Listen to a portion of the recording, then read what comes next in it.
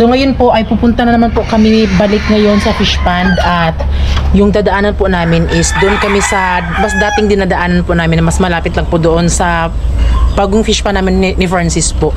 Yun, kaso nga lang kailangan namin magmadali kasi meron kasing limit yung pag ano doon ng tulay kasi nung nakaraang mga last year pa nung open pa yan palagi, may mga taong mga nangunguha kasi ng mga limango kaya talaga isinisirado talaga yung gate doon para syempre pag gumabi na hindi na bawal na pumasok.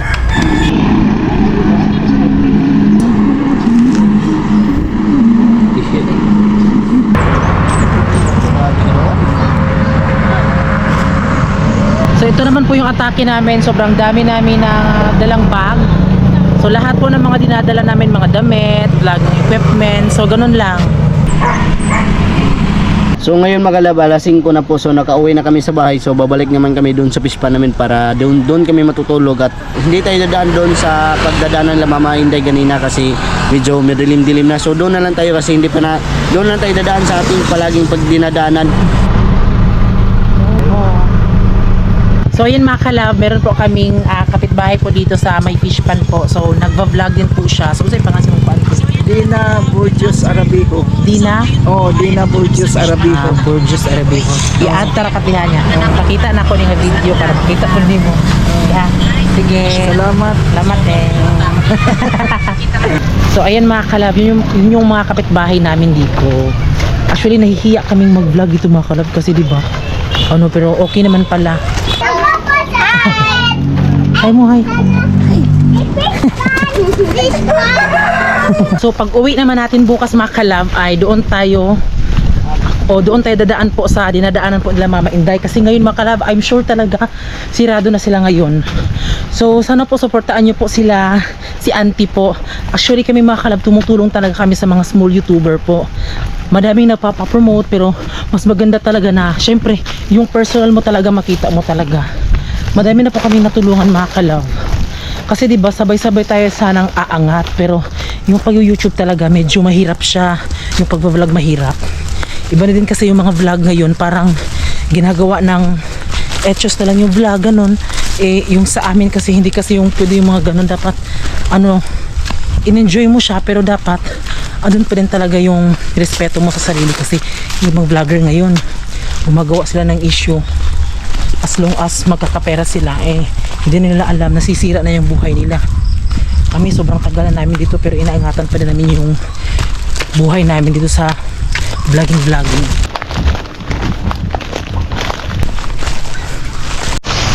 Ay grabe kalibo na magiging ulit rin ako eh. Awal yung makalab eh. Ay ganoon ko, grabe kalibo. Grabe kalibo kitiri ako eh. Awan niyo oh. Grabe po din sila diri away, di man sila kahinlo. Kung sa amin pa tumakalab ay nako. Pero alam nyo mga kalab, na try ko na pong maglakad dito na ako lang mag-isa. Pero maglakad sa gabi yun, pero parang 2 beses lang ata nun nung yung bago kaka-start lang po namin ni Francis mag-vlog. So dahil wala pa kaming kuryente sa fish pond nun, so talagang maano talaga ako na maglakad talaga tapos maabutan ako ng gabi ba. Yan, nandito na kami sa aming bahay kubo. Ay. So ito kanina mga kalab, nilinis ko ito kanina. So ito nilagyan namin ito ng ano mga kalab. Kasi aakyat kasi yung aso diyan. Ulan na ganina. Ha, ulan din kanina? No, hala, umulan pala kanina mga kalab. Di na ta magbanig ano, itabi na lang dihabi. Oh, tumatog tabi. Dihabi oh. yeah.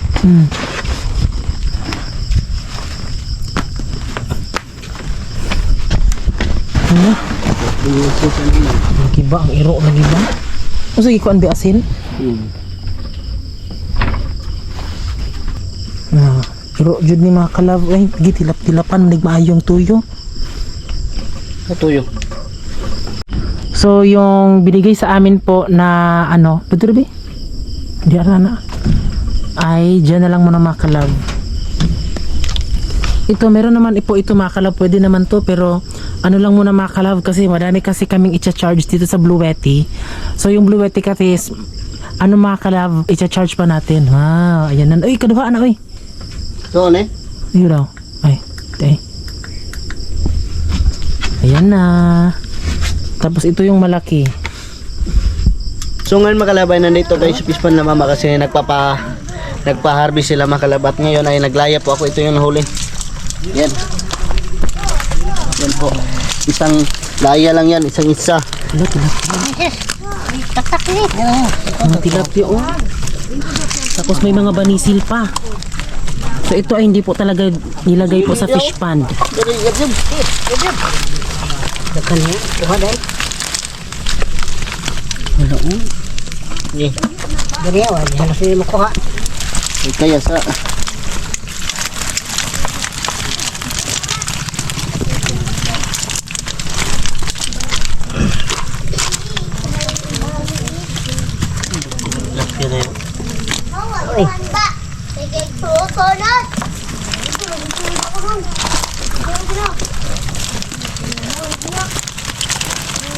pad lang.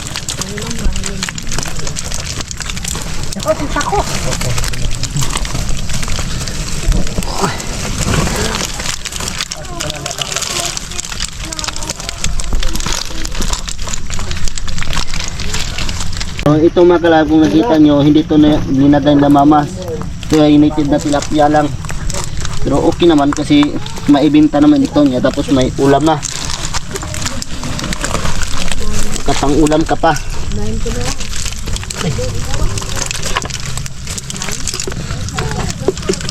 Ano yung paon? Hindi. Di pwede? Hindi ang hit. Pwede. Awa rin kasi nananagan. Ha? Awa rin nananagan. Yung kakawaan. Hindi mo ginagawaan.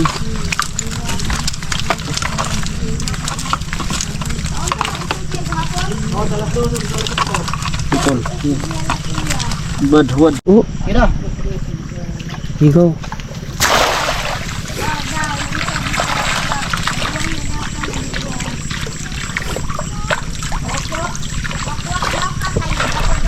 Na nakuha ang mga kuan mga kalab.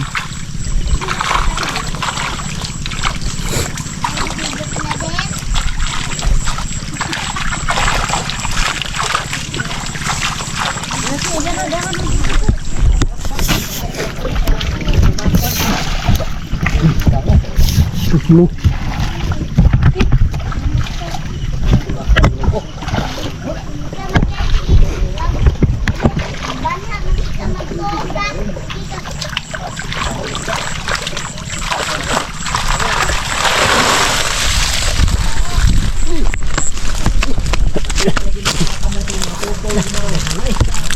Nakadaghan. Has. Tangkig. Ay, kundi. Sabot. Kuan ka.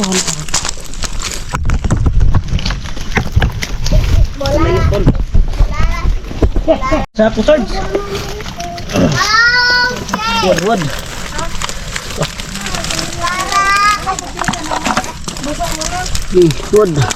Di pa na sayan. Diri, uban. So hindi pa naglagay sila mama ng tilapia. Kusa lang yung pumapasok. Wad, boss. Bali mga native na tilapia. Alimango lang po yung nilagay nila dito mga kalab. Muna ito ng dagko kayo. Dagman kayo. Mata.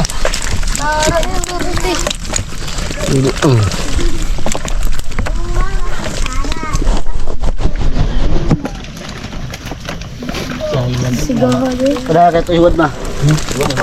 Diri bro. Dagko bro. Dagko luto. Luto ng gagmay.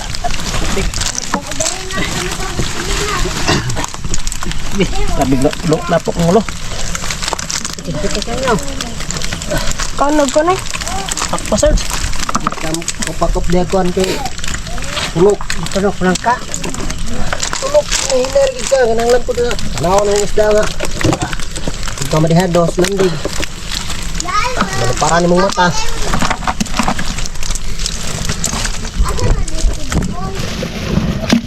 Kabuk.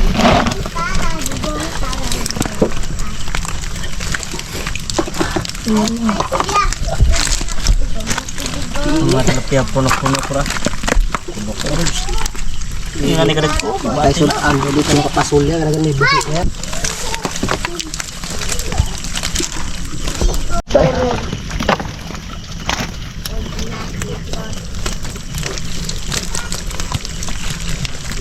Gamay ra giri bro.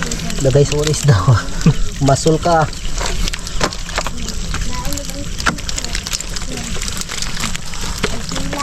Ayan. Nagkabisi-bisi na mga tao. Sobrang daming isda.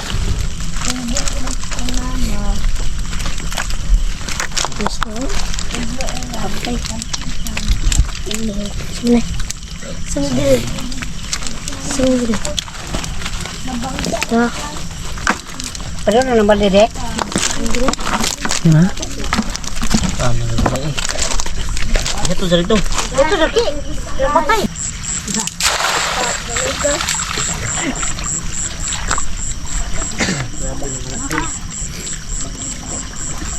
Awas pa nilo. Awas pa. Napakiyaw na. Isa na.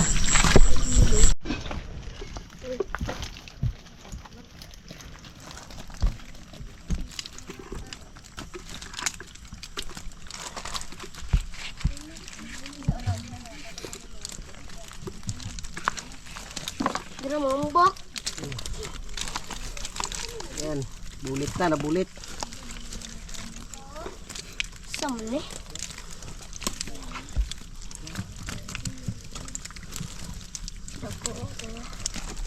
Ito sa ito. Ato baki, taki. Katuo tong siya ba? Ginawa na mong suka sa pan po dahil. Yuwad na sa sukan.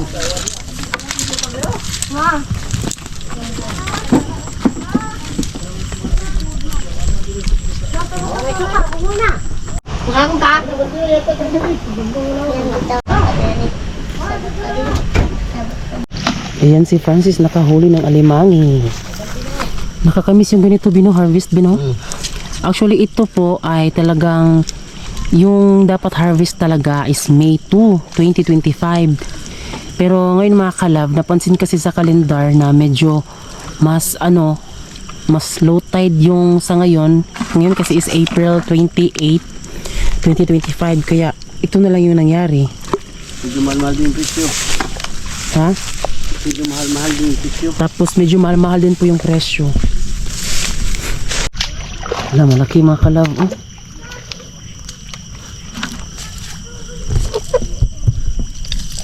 Malaki.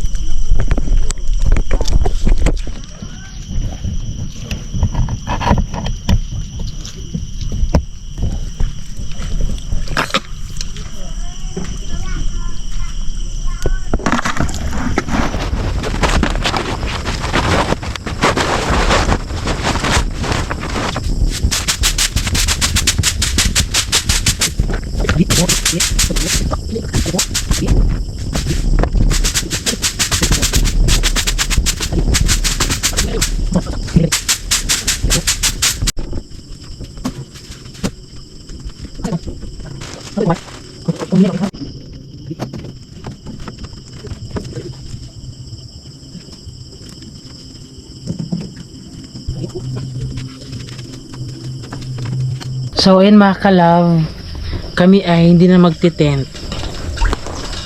Bago na. Atin ngayon is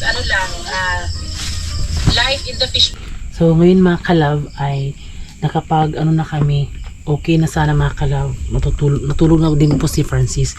Kaso nga lang mga kalab, sobrang dami po talaga ng mosquito. Sobrang dami ng lamok. Kaya ngayon is magte-tent kami. Gusto na buski dito.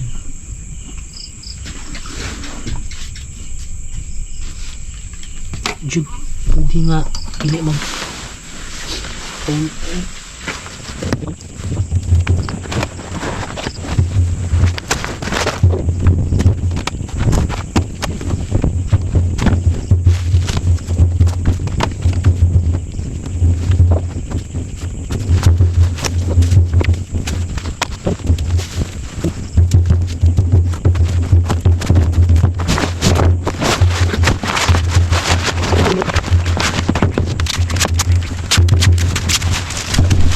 So, ayan mga kalab, ito na po yung ganap.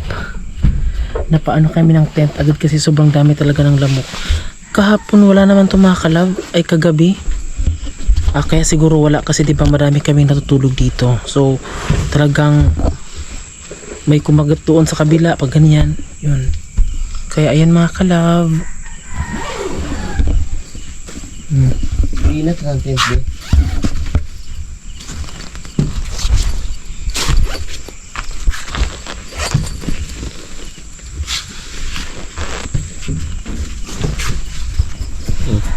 So, ayan mga kalab, sasabihin ko sana na simula nung andito kami sa fish pan natulog, hindi talaga siya umulan. Pero my God mga kalab, umulan siya. Another ligpit. Ayan, good morning mga kalab. So, umulan na talaga kagabi mga kalab, no? So, first na umulan na nandito kami kasi di talaga kami na naka-feel ng ulan nung simula nung nandito talaga kami. Alam naman po talaga natin mga kalab na pag dito sa probinsya, uso talaga yung mga moskitero. Buti na lang meron pa talagang tent. Salamat kami sa tent na to kasi di pa rin talaga siya nasira. Sobrang tagal na nito. So may nagsabi pala doon kung bakit nag-ano daw kami ng kubo dito, bahay. Paano na daw yung bahay namin doon. Syempre mga kalab, napagplanuhan na po namin yan ng mas maayos po talaga ni Francis na aalis kami sa fish pond dahil magbubukod kami ng sariling bahay namin. So di namin in-expect ang laki ng nagawa naming bahay dahil katas ng pag-vlog at suporta nyo po. Diba? Kaya na-promise talaga namin sa sarili namin na kapag meron na kaming bahay, tsaka na kami babalik dito mga kalab sa fish pond. Diba? Pero di ko inasahan na makakabalik kami dito sa dating fish pond talaga kasi grabe naman talaga yung mga pangyayari. Kung alam nyo lang talaga gaano pinaglaban namin yung fish pond, yung dating fish pond, talagang sobrang dami talaga. Yun nga lang, hindi kasi kami mahilig sa mga issue na dapat may karapatan naman kayo, pero mas ikakabuti na lang siguro sa lahat na manahimik na lang kami or talagang ito. Diba, din naman din yung inasahan na nakabalik kami sa dating fish pond. Yun, pero kung may bahay kami dito mga kalab, may bahay din kami doon sa labas. Dahil syempre kung gusto namin mag-relax ganoon, magpaano lang kami dito, magpa-aircon kami sa bahay namin doon. So yun, dahil yun yung plano talaga namin ni Francis noon pa man hanggang ngayon. So natutupad siya lahat kasi dahil sa tulong naming dalawa. Kasi alam niyo mga kalab, pag umalis kami dito, meron kaming bahay na uuwian. Ang sarap sa feeling, di ba? Yung pinaghirapan mong bahay, ganun. Tapos may time pa na sobrang init or talagang medyo nakakapagod talaga, nawawala yung stress mo. Importante kasi mga kalab, meron kang sariling bahay, di ba? So hindi naman po natin syempre, para din naman makita din po natin mga kalab kung saan ba galing yung pag-aano namin ni Francis, kung kaya ba namin ganyan. Kasi bago naging kami mga kalab, talagang inisip talaga namin na kailangan talaga namin magbukod ng sariling bahay, ganyan. Kasi kami kasi mga kalab, ayaw kasi naming puro na lang asa sa mga magulang, di ba? Kasi alam niyo naman yung mga magulang namin, mahirap din sila.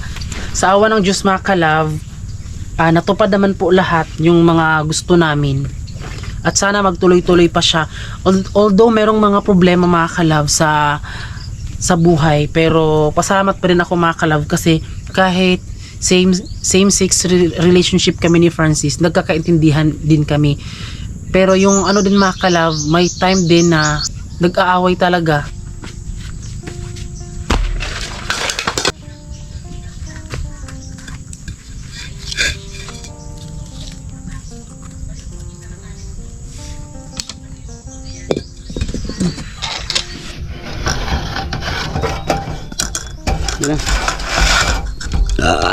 Gracias. Ulam namin ngayon for today. Lechon.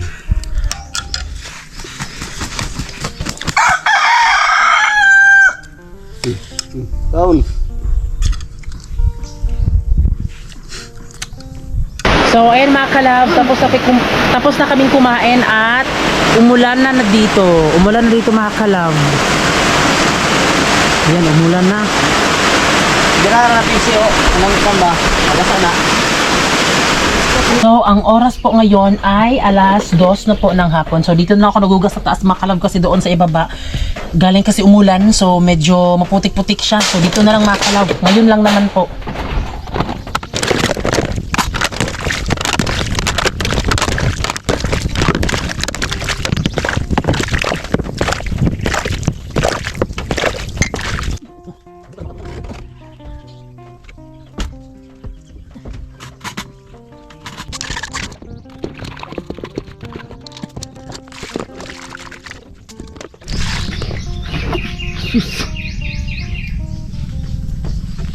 Uuwi na kami.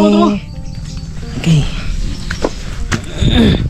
So, isasara namin yung aming hindi umubra yung trapal na hinarang namin dito sa hagdanan. So, ngayon ay yero po. Kasi yung aso mga kalab, Diyos ko, pumupunta sila sa loob ng bahay namin. Tapos, ayun nga, ngayon ay isisirado namin.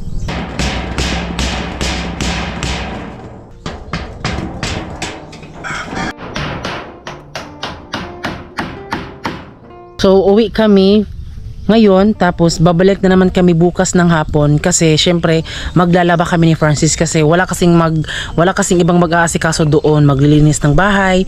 So, si Giselle din po is wala din po siya dito. So, andun po siya sa kanyang mama. So, yun, lang mga kalab, punta lang kami dito, pabalik-balik lang, ganun. Pero, ganun talaga mga kalab pag nagsikap. Yeah. Ayan. Tulay natin na niyog. Diyan tayo tumulay. So ayun mga kalab, ito yung kanilang sinasabi na gate na kapag oras na ng sirado, palubigin mo ko Lord. Hala, hagdanan ay kuan mga kalab. Hindi rin nangagi sila mama be. Babagin kilo pag-agyan no. Yung kakatakot day. Wala naglisod sila mama dire be.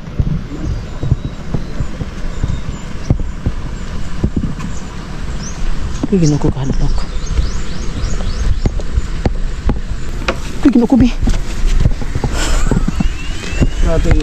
Tignan yung mga kalab. Hagdanan. Ano na? CCTV? Ang dami na nagbagom dito.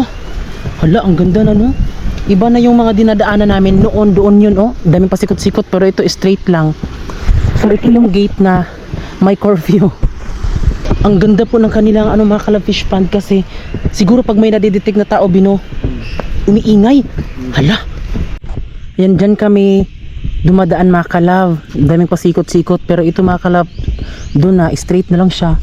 Yun umiingay yung kanilang Feeling ko sensor yan kapag may nakitang tao iingay umiingay kaya ito pag may taong nakikita.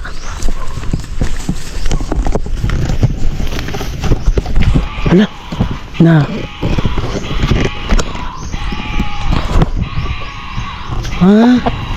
Sakto mga kalab, pag may nakikitang tao or baka ibon, umiingay siya. Hala, ano kaya yan mga kalab? Maganda din maglagay tayo sa ganyan sa fish pond. Ayan parang may salamin. So ito, papalabas na sa kalsada. Ang dami nagbago no. Hala. At ito na. Charan. Wow. It's true.